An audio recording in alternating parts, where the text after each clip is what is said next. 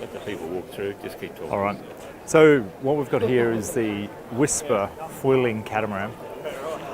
This has been designed in the UK. It's built in the UK by White Formula out of Brightlingsea in Essex.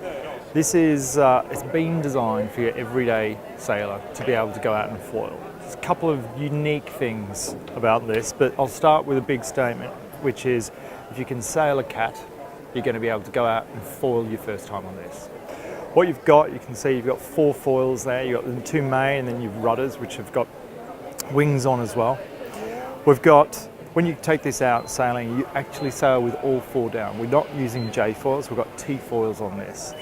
They've also got wands on, so they're helping you adjust, make the adjustments to the foil position, get you up and keep you up for much longer. So when you sail this, you're going out, you're not having to worry about balancing your boat on top of these foils like you are on the J. You're actually getting out, you're staying out for longer, you're having much longer experience out there on the water. All right, when to go. So what we've got here is the main foil of the Wisper. You can see it's a T-shaped foil, it's got little winglets on the end, reduce the ebb of the water off the end. The main thing here, there's 2 main components of this foil. We've got a wand here, which actually controls this flap, and I'll come back to that in a moment. The other thing you can do is you control the rake, or the pitch of this. I can't move this one at the moment, but what you're doing is, when you go out first, what you set is the ride height for the boat. So we've got a little setting up here. You put it on about 3, so we're about 2 at the moment. We'll pull it back to 3, and you can see the position of the foil just moving there. Setting around 3 is going to give you a nice foot and a half sitting out of the water when you're foiling. The other thing that is going to help you foiling on this boat is this wand. Now, what's going to happen is when you're fully in the water, when you're not foiling, the wand's going to sit up along here. As you come out of the water, the wand is going to adjust. You can see it adjusting here. I can't pull it all the way up because the foil's not all the way down, but it's actually adjusting the flap. So it's just like an aeroplane wing, yeah? When it's up like that, it's trying to create lift.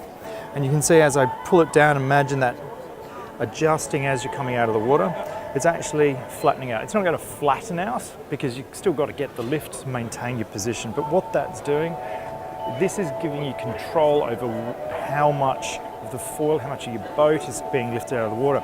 So actually, once you've set your ride height, the base level of your foil position, that wand is getting you up and it's keeping you up, all right?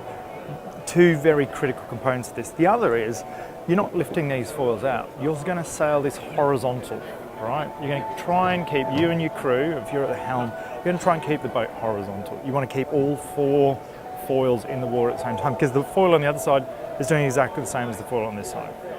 And then it's really down to actually crewing it, pulling in your main sheet, helming it, and sailing the boat. A couple of other features of this boat: it's fully carbon fibre, the whole thing, the hull and everything, minus the foils, is 78 kilograms with the foils off. So we're talking extremely light. Other things we've got here is the beam. You'll see we haven't got a piece of steel strapped on here, no bolts, it's all one, right? The reason this is done is to reduce the flex. So you get on this machine, and what happens on your port side hull is happening on your starboard side hull. There's no flex in this thing. It's absolutely rigid.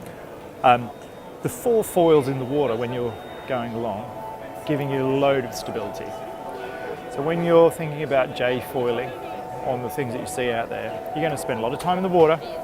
You're going to spend not much time up foiling. You're going to be having celebration if you get 30 seconds up with foiling, right? Now I'll ask you the question, do you want to go a little bit slower on a T foil but be up for 5 minutes? Or do you want to, go for 5, trying to get up on that J foil for that 10 seconds? So you do the maths, you figure out who'll be ahead, and you're going to have a lot more fun on this boat. The thing when you sail this is, when you're not foiling, you want to be up foiling, because that's the new norm, that's what you're going to get used to. The mechanism in the back of that foil over there. Yeah. That's just a... Right. So this is the mechanism in the back of the foil that you can see over there. Is the... Are you good? Yeah. Yeah. So the mechanism in the back of that foil you can see over there. There's a little knob on the top of it, and that actually is adjusting the relationship between the flap on the bottom of the foil and the wand. So you can do a minor adjustment when you're out there. Once you've figured out how high you want to be, you can make those adjustments to that wand flap relationship just to get it perfect. Now this isn't something you sort of fiddle around with all the time or need to adjust every time you tack or jibe. This is go out, get it set up. You're probably not going to play with that much at all.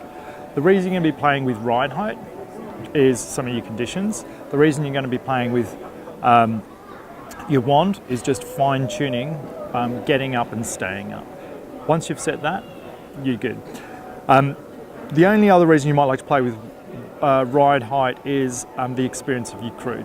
The more rudder, the more foil you've got in the water, the more controllable your boat's going to be. If you've got more height, it's a bit more fun, a bit more speed, but equally you're going to have less control. So you've got to get that right balance for the experience of your crew. And you're saying if you got a 7 degree, and this is what controls your 7 degree? Yeah, exactly. Yeah.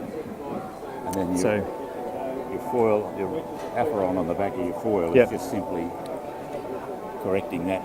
Correct. Plus or minus. Yeah. It's basically going right. Get you out of the water because I'm up here.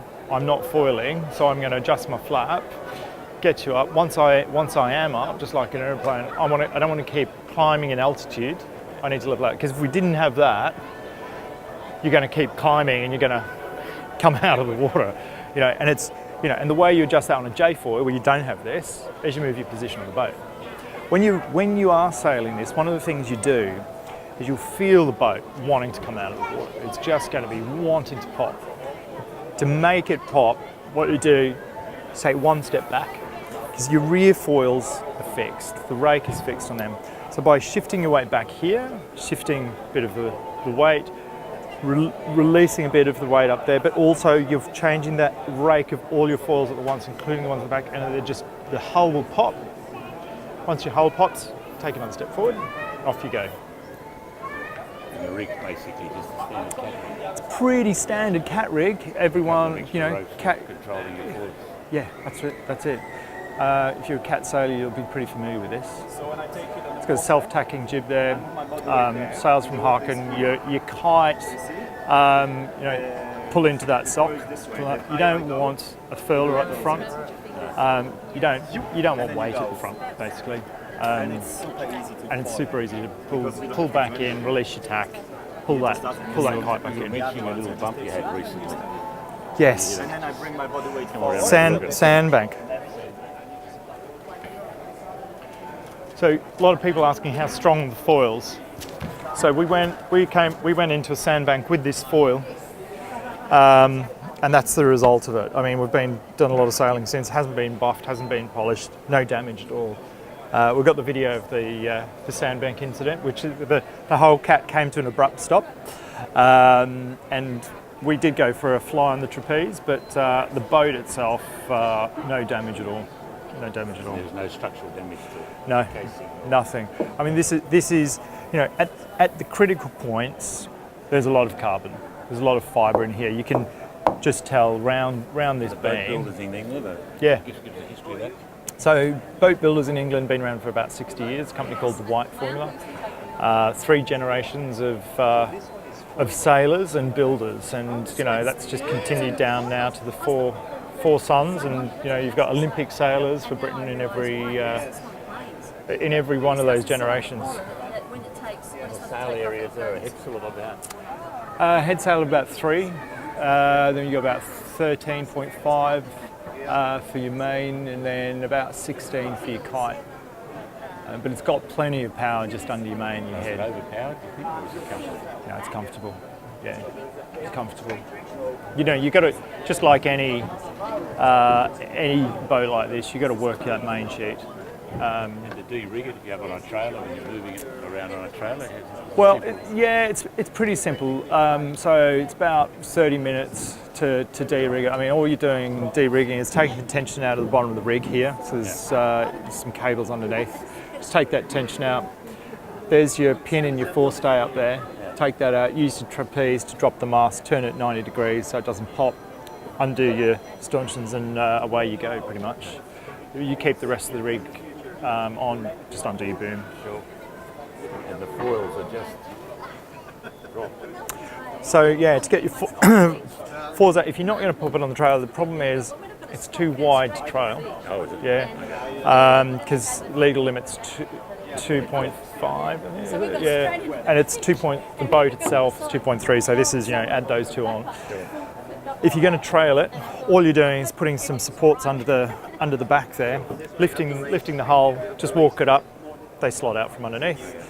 Same with the back ones, or you can take the entire transom off the back and the foils come away. Oh, okay.